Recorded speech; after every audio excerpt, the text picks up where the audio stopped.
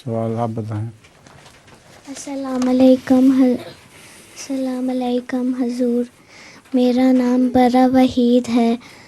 मेरे पापा का नाम अब्दुल वहीद है। मैं थॉर्टन हीथ जमात से हूँ। मेरा पहला सवाल ये है कि हम बर्ड्स को एज ए पेट्स रख सकते हैं? क्या परिंदों को घर एज अ पेट रख सकते हैं? परिंदों को घर का क्या? घर में रख सकते हैं, हाँ पेट हाँ, बना के।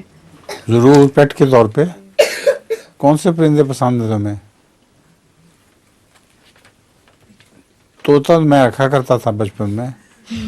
मेरे पास तोता होता था, वो बातें करता था बहुत।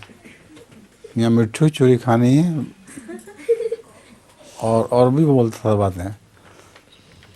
तो तुमने अगर तोते का शौक है तो तोता रख लो, वरना तीतर पाल है तो तीतर पाल लो।